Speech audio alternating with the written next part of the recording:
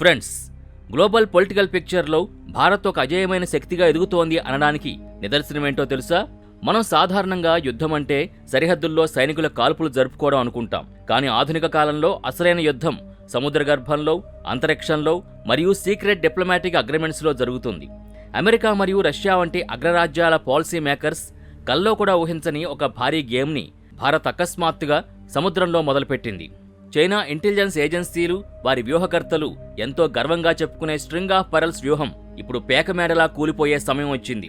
బంగ్లాదేశ్, మాల్దీవులు, శ్రీలంక మరియు జిబౌటీలలో రహస్య ఒప్పందాలు చేసుకుని భారత్ను చుట్టుముట్టామన్న చైనా భ్రమల్ని ప్రధాని మోదీ తన కేవలం 3 రోజుల పర్యటనతో బదులు కొట్టారు.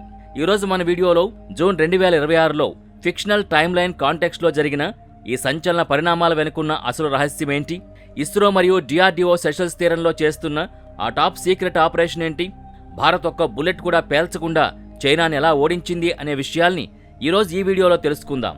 ఈ వీడియో చివరి వరకు చూడండి, ఎందుకంటే భారత్ గ్లోబల్ సూపర్ పవర్గా ఎలా మారుతుందో మనం ఈరోజు తెలుసుకోబోతున్నాం. ముందుగా మనం మ్యాప్ వైపు చూద్దాం. సెషల్స్ అంటే ఏంటి? హిందూ మహాసముద్రంలో కేవలం 115 చిన్న చిన్న ద్వీపాల సమూహం. దీని జనాభా కేవలం 1,00,000 మాత్రమే. మన దేశంలో ఒక చిన్న టౌన్ జనాభా అంత అన్నమాట. దీని వైశాల్యం కేవలం 455 చదరపు కిలోమీటర్లు. కానీ ఫ్రెండ్స్, జియో పొలిటిక్స్లో భూమి కంటే సముద్రానికే ఎక్కువ విలువ ఉంటుంది. సెషల్స్ దేశానికి ఉన్న ఎక్స్క్లూజివ్ ఎకనామిక్ జోన్ అంటే ఈఈజెడ్ సుమారు 13,70,000 చదరపు కిలోమీటర్లు. అంటే తన భూభాగం కంటే 1000 రెట్లు పెద్దదైన సముద్ర ప్రాంతంపై ఈ దేశానికి అధికారం ఉంది. ఈ ప్రాంతం పశ్చిమ హిందూ మహాసముద్రంలో ఒక టోల్ గేట్ లాంటిది. ప్రపంచవ్యాప్తంగా జరిగే సముద్ర వాణిజ్యంలో 30% కంటే ఎక్కువ భాగం ఇక్కడి నుంచే వెడుతుంది. ముఖ్యంగా మిడిల్ ఈస్ట్ నుంచి ఆసియా మరియు యూరప్కు వెళ్లే ముడిచమురంతా ఈ రూట్లోనే ప్రయాణిస్తుంది. దీన్ని సీ లైన్ ఆఫ్ కమ్యూనికేషన్ అంటే ఎస్ఎల్ఓసి అని అంటారు. ప్రపంచవ్యాప్తంగా ఒక రూల్ ఉంది.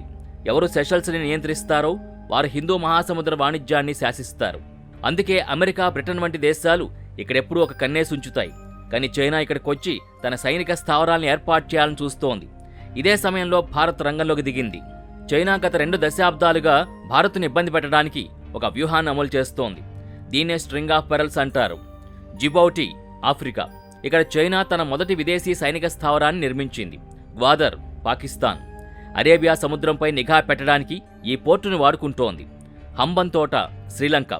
అప్పులు ఊబులో దించి ఈ పోర్టుని 99 ఏళ్ల లీజుకు తీసుకుంది. మాల్దీవులు.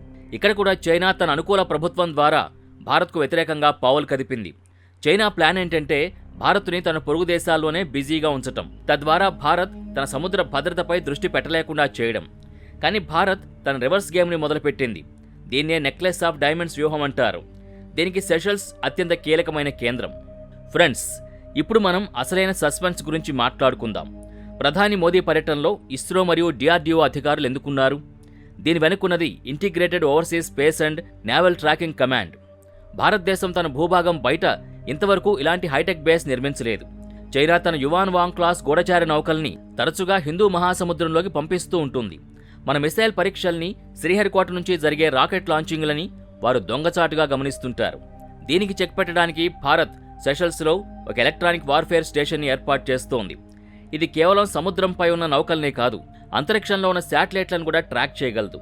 ఇస్రో ఇక్కడ తన టెలిమెట్రీ ట్రాకింగ్ అండ్ కమాండ్ స్టేషన్ని అప్గ్రేడ్ చేస్తోంది.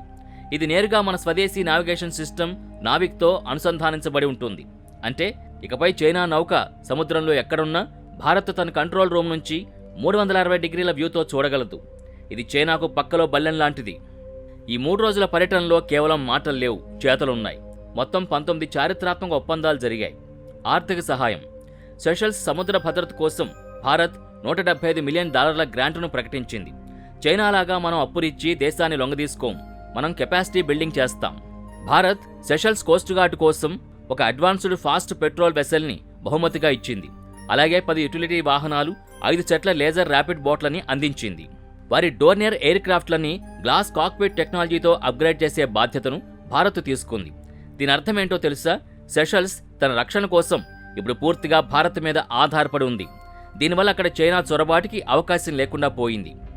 ఫ్రెండ్స్, భారత్ కేవలం మిసైళ్లతోనే కాదు, తన టెక్నాలజీతో కూడా ప్రపంచాన్ని గెలుస్తోంది. ఈ పర్యటనలో ఎన్పిసిఐ మరియు సెంట్రల్ బ్యాంక్ ఆఫ్ సెషల్స్ మధ్య ఒప్పందం కుదిరింది.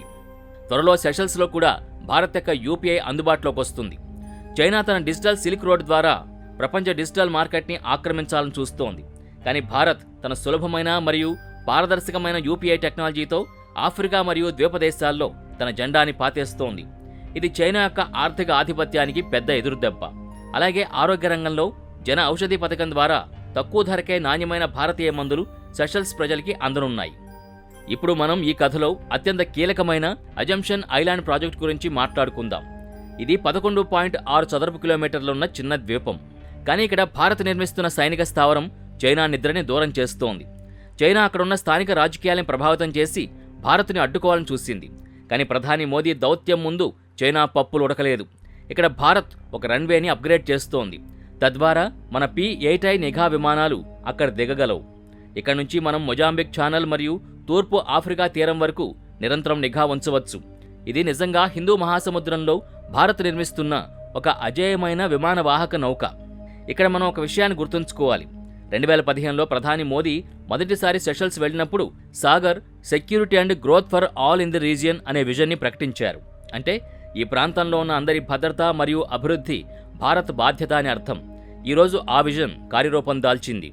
ఫ్రెండ్స్, భారత్ వేసిన మాస్టర్ ప్లాన్ ఏంటో తెలిస్తే మీరు షాక్ అవుతారు. సెషల్స్లోని వివిధ ద్వీపాల్లో భారత్ అత్యంత శక్తివంతమైన రాడార్ల నెట్వర్క్ని ఏర్పాటు చేసింది. దీన్ని coastal surveillance radar system CRPS అంటారు. ఈ రాడార్ల విశేషం ఏంటంటే ఇవి సముద్రంలో ఉండే ఏ చిన్న కదలికనైనా పట్టేస్తాయి. చైనా సబ్మెరైన్లు లేదా గూఢచార నౌకలు మలక్కా జలసంధి దాటి హిందూ మహాసముద్రంలోకి రాగానే వాటి సిగ్నల్స్ ఈ రాడార్స్లో రికార్డ్ అవుతాయి. ఈ డేటా శాటిలైట్ ద్వారా నేరుగా హర్యానాలోని గురుగ్రామ్లో ఉన్న ఇన్ఫర్మేషన్ మేనేజ్మెంట్ అనాలిసిస్ సెంటర్కి చేరుతుంది. అంటే సెషల్స్ సముద్రంలో ఏం జరుగుతోందో ఢిల్లీ పక్కనే ఉన్న మన కంట్రోల్ రూమ్లో కూర్చుని లైవ్లో చూడొచ్చు. ఇది భారత్ సాధించిన గొప్ప సాంకేతిక విజయం.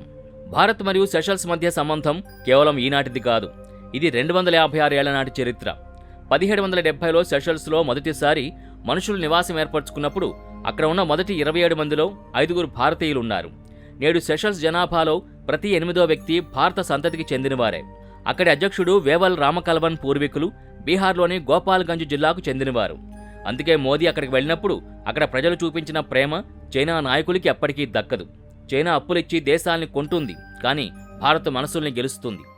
ఈ పర్యటనలో ప్రధాని మోదీకి సెషల్స్ ప్రభుత్వం తన అత్యున్నత పురస్కారం Guardian of the blue horizon అందించి గౌరవించింది. మోదీ ప్రపంచవ్యాప్తంగా 20 దేశాల పార్లమెంట్లను ఉద్దేశించి ప్రసంగించిన మొదటి భారత ప్రధానిగా రికార్డు సృష్టించారు. అక్కడ ఆయన చేసిన ప్రసంగంలో ఒక గొప్ప మాట అన్నారు. మాకు అభివృద్ధి కావాలి, అలాగే క్లైమేట్ జస్టిస్ కూడా కావాలి. చైనా తన ప్రాజెక్టుల పేరుతో ప్రకృతిని నాశనం చేస్తూ ఉంటే భారత్ మాత్రం గ్రీన్ హైడ్రోజన్ మరియు సోలార్ ఎనర్జీ రంగాల్లో సెషల్స్కి సహకరిస్తోంది. ఫ్రెండ్స్, ప్రధాని మోదీ ఈ 3 రోజుల పర్యటన కేవలం ఒక విదేశీ పర్యటన కాదు. ఇది హిందూ మహాసముద్రంలో పవర్ బ్యాలెన్స్ని మార్చేసిన ఒక గొప్ప వ్యూహం. చైనా, బంగ్లాదేశ్, శ్రీలంక, మాల్దీవుల్లో ఏదైతే గేమ్ ఆడిందో భారత్ సెషల్స్లో అంతకంటే పెద్ద గేమ్ ఆడి డ్రాగన్ను చెక్మేట్ చేసింది. భారత్ ఇప్పుడు కేవలం ఒక ప్రాంతీయ శక్తి కాదు, హిందూ మహాసముద్రంలో నెట్ సెక్యూరిటీ ప్రొవైడర్. అంటే ఈ ప్రాంతంలోని చిన్న దేశాలకి భరోసా ఇచ్చే పెద్దన్న భారత్ మాత్రమే. ఇప్పుడు మీకోసం ఒక ప్రశ్న. చైనాను అడ్డుకోవడానికి భారత్ కేవలం హిందూ మహాసముద్రానికే పరిమితం కాకుండా దక్షిణ చైనా సముద్రంలో అంటే సౌత్ చైనా సీ కూడా తన సైనిక స్థావరాల్ని నిర్మించాలని మీరు అనుకుంటున్నారా? మీ అభిప్రాయాన్ని కామెంట్ సెక్షన్లో తప్పకుండా తెలియచేయండి. ఈ వీడియో మీకు నచ్చినట్టయితే లైక్ చేయండి, మీ ఫ్రెండ్స్కు షేర్ చేయండి మరియు ఇలాంటి మరిన్ని వీడియోల కోసం మన ఛానల్ని సబ్స్క్రైబ్ చేసుకోండి. జై హింద్.